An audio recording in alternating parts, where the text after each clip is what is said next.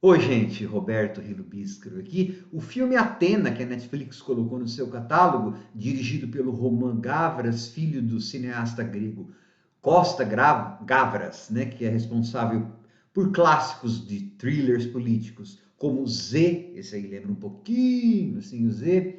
Esse filme vai causar polêmica, mas vai dar vontade de muita gente de assistir no cinema, em telona grande, porque é assim uma virtuosidade técnica e uma raiva, uma ira, um caos orquestrado com aquelas movimentos de câmera e drone coreografados para representar um pandemônio que é uma coisa impressionante, aliada a uma trilha sonora que é de coro, é operática.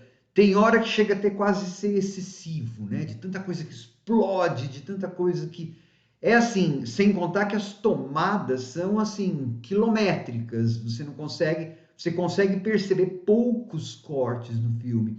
Acho que a primeira sequência tem uns 11 minutos sem que você consegue detectar corte. Deve ter truque ali, porque a sequência é muito difícil e todas aquelas pessoas correndo, com bomba explodindo, com um coquetel molotov sendo lançado, aquele caos. Enfim, tecnicamente o filme é muito, muito bom, mas polêmico.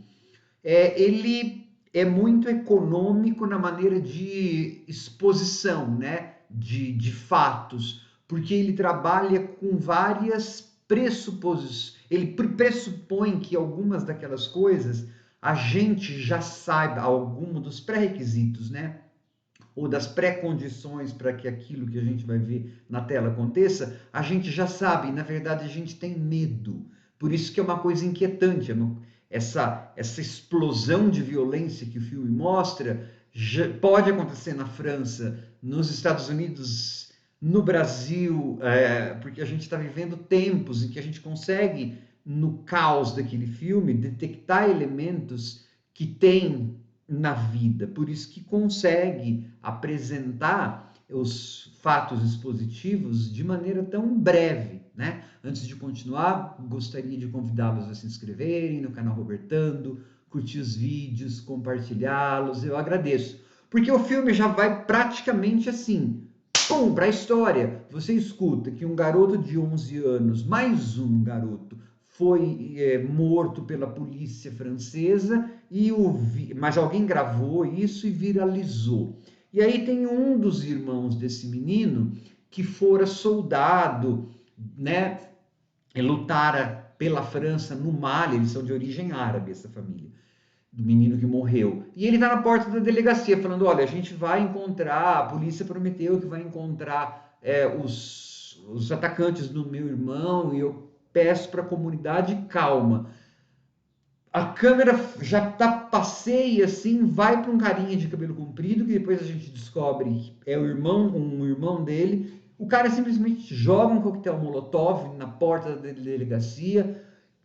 Imagina então o caos que segue. E esse caos segue praticamente o filme todo, só com alguns momentos para você respirar, mas esses momentos você pega informação. O filme está te dando informação todo momento, tá? Porque eles vão para assaltam a delegacia e vão para o tal do conjunto habitacional Atena. Tá? Atena, na mitologia grega, era a deusa da sabedoria, mas também uma das deusas da guerra. Na mitologia grega, há dois deuses da guerra: Ares, mas Ares é a guerra irracional, é a guerra pela guerra, é a batalha pela batalha, sangue pelo sangue. Atena era a deusa da guerra depois de que todas as alternativas haviam sido esgotadas. Atena ia para a guerra geralmente para a justiça. Então, olha o nome colocando num contexto grego. Porque daí, depois que esse pessoal rouba as armas, as coisas da delegacia, e tudo no mesmo take, eles voltam de moto, roubam uma van da polícia e voltam para esse conjunto habitacional Atena, que é meio como uma fortaleza medieval. Você vai ver até umas coisas de castelo, tem muitas coisas, tem muitas referências no filme. E se trancam lá, mas e aí a polícia vai para lá. Só que aí a gente tem um outro irmão desse menino que foi morto, que lá dentro ele é um traficante. Então a gente tem que parar agora um pouquinho, porque eu falei de simbolismos, né?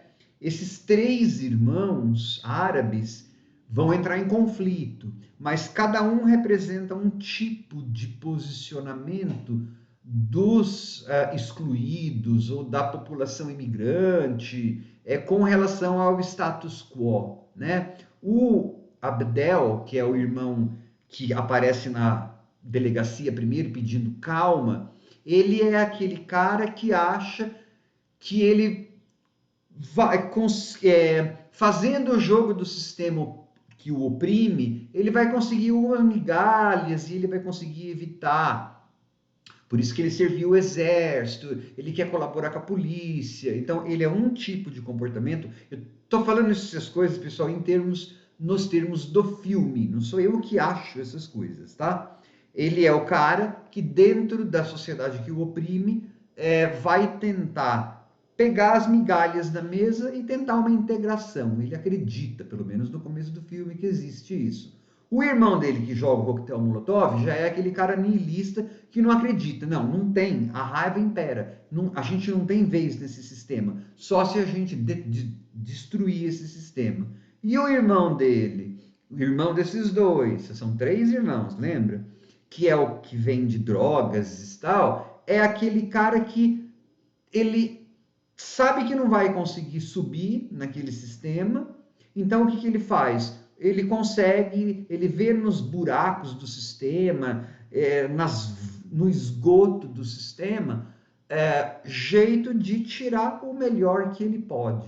Então são essas três visões de quem está lá embaixo na hierarquia, e esses três que são irmãos é que vão entrar em combate dentro daquele conjunto habitacional. Só que assim, essas forças de vingança e essa máquina de ódio que os irmãos colocam voluntária ou involuntariamente, porque daí cada um vai fazer uma coisa, em movimento, vai tragá-los. Então você tem todos os elementos de uma tragédia grega ali, ou vários dos elementos, né? Você tem irmãos que colocam em movimento uma cadeia de acontecimentos das quais eles não têm mais controle e que você sabe que vai acabar mal para alguém. Eles serão engolidos,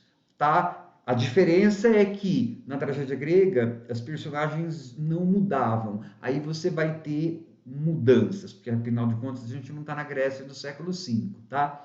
Mas tem mais elementos de tragédia grega aí, nessa estrutura fílmica, que parece caótica, né?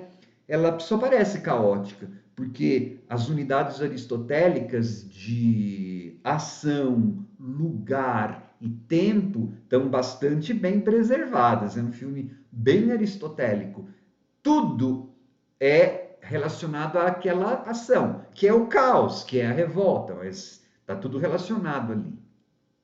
Ou o mais possível, né? O espaço está centrado naquele tal de Atena, conjunto habitacional, na maior parte das vezes. Só tem um pedaço na delegacia. Então você tem a unidade de espaço. E tempo, poxa, acho que é uma das melhores, ou uma das que segue mais aristotelicamente. Porque o filme, essa explosão aí de ódio, acontece quase em tempo real. E uma das coisas da tragédia grega é que a história teria que acontecer em 24 horas. E o filme aí acontece quase em tempo real, tá? Só que você tem também, assim, ao mesmo tempo que você tem esses elementos de tragédia grega, né, que algo vai acabar mal, você também tem aqueles soldados que vão invadir o lugar ou começar a invadir o lugar, que parece que estão super modernos, né? Parecem as roupas e todas as armas lá atirando aqueles flares, né? Aquelas fogos de artifício,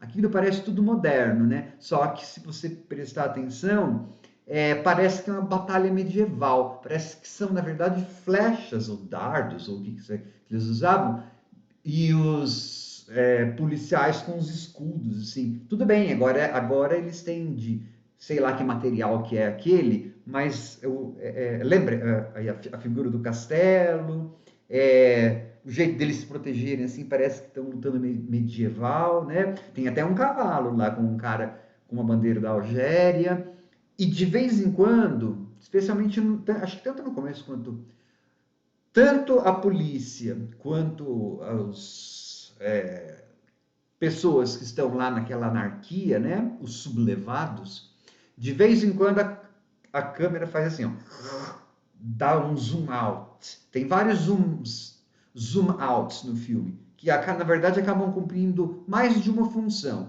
Primeiro, para a gente não se perder, porque como a câmera fica seguindo várias vezes naquela correria, né? A gente tromba como espectador em parede, beco sem saída, fumaça, tudo aquele movimento de câmera, né? De ponto de vista de quem está correndo. Só que de vez em quando você tem zoom outs.